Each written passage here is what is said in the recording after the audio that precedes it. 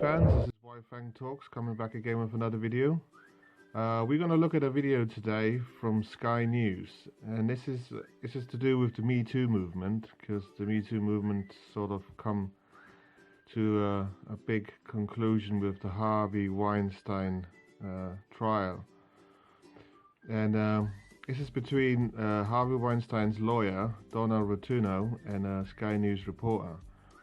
And you just watch this and see two people on completely different levels of intelligence. And I mean, obviously, the reporter is just following her script that she's been fed. But listen to the things that Harvey Weinstein's lawyer says and just break it down and think about it. I'm not the biggest fan of lawyers, but yeah, we're all going to need one day. You never know, yeah? You never know what's going to happen. So anyway, when you see this, yeah, just tell me what you think. Like, share, comment, and subscribe. And I mean, I was quite astonished by it, you know, and because it's an eye-opening little clip that we got coming up for you guys. So I hope you enjoy it, and I shall see you soon. This is White Fang Talks, signing off, bye. During the trial, of taunting witnesses, of bringing them to tears, of inducing panic attacks. How do you reflect on that now? You know, when you walk into a courtroom, whether you're a defense attorney, whether you're a defendant, whether you're a prosecutor or a witness, everyone has a role and a job that they have to play and do. And, you know, when the women make allegations in this case, part of making allegations is that your stories are challenged. That's what the American justice system looks like. You make a claim, the defendant has a right to something that we call the Sixth Amendment right to confront your accusers, and you can ask questions to do that. You know, the people that criticized me, I don't think they really think about the big picture, and I don't understand what they were hoping for. Were they hoping that we would let people walk into a courtroom, tell their stories, and not be asked any questions? It doesn't make any sense. That's not how a court procedure works.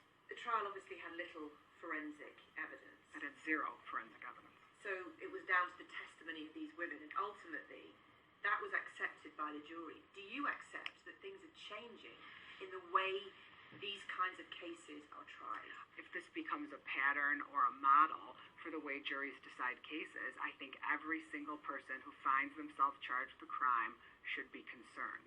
Because if we are finding people guilty where there are mountains of doubt and very little evidence, if any at all, I think we need to question what the justice system looks like. But when you have sexual assault cases, the idea of a woman coming to police with a test tube of evidence just isn't realistic, is it? Well, that's not true. That's not true. It's not about realistic. No, but the question is, do you have to believe someone just because they make a statement? There is a history of cases where women don't tell the truth. So to say that now we should just believe women just because they make a claim without any evidence to back it up, and actually evidence to the contrary, I think that we have to be concerned about what these verdicts look like. But false rape accusations are a tiny percentage of overall rape accusations. And you're speaking as though it's the overwhelming majority. I'm not speaking as it's the overwhelming majority. You are speaking as if because someone makes a claim, it should be gospel. We have a system of justice in the United States that says you are innocent until proven guilty.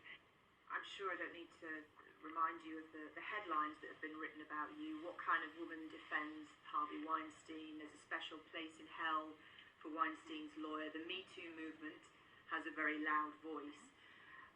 Has their case and their argument ever made you feel like you're a traitor to your gender? Not at all. I have a job to do. I believe in the system of justice that we live under in the United States. I think that we have to fight hard to preserve people's rights, and I'll continue to do that. Are you confident that you're on the right side of history here? You know, who decides what that is? I think that'll happen. I think that determination will happen long down the road, maybe long after I'm gone. If you're looking at it through a moral lens, everyone's guilty. But that's not what we do in a criminal justice system. That's not how it works. These women were guilty. They were guilty of a lot of things.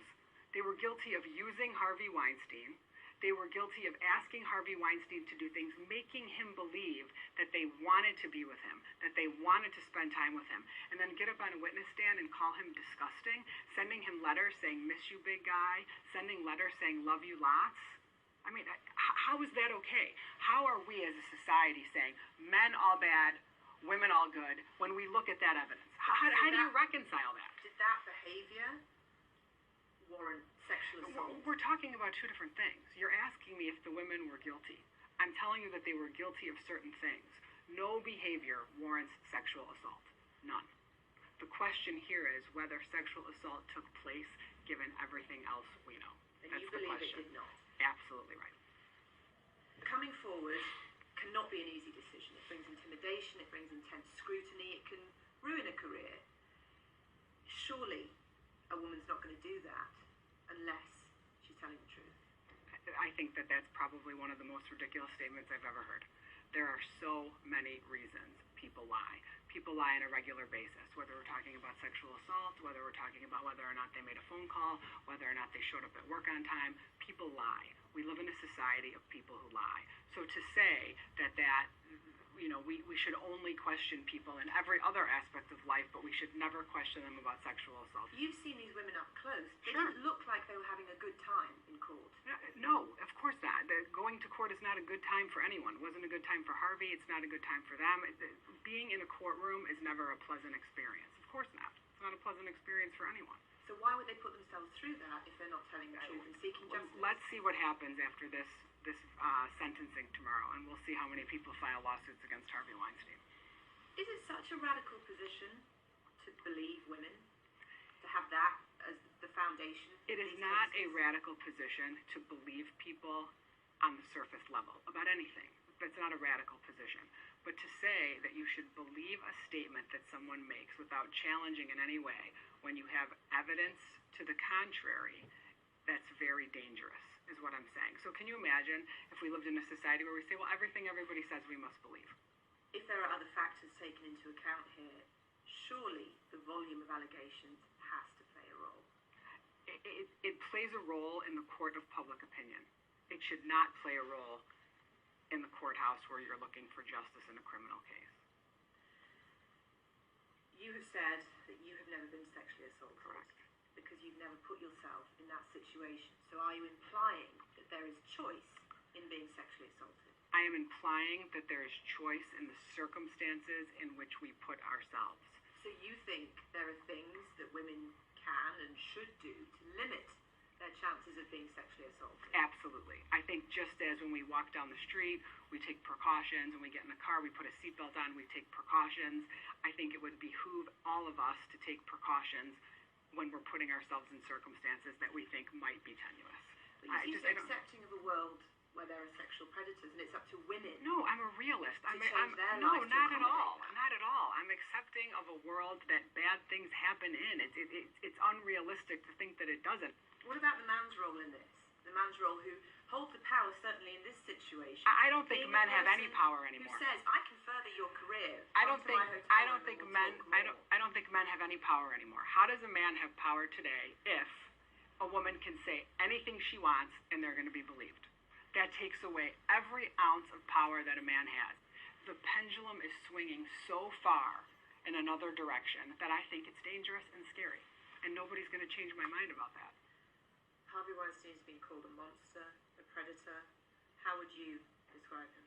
Harvey Weinstein is a wickedly intelligent person who has worked very hard, who has sacrificed a lot of things for the expense of perfection and making great movies. I think that he would be the first one to say that he made mistakes in sacrificing time with family and friends in the pursuit of greatness and success in the business world.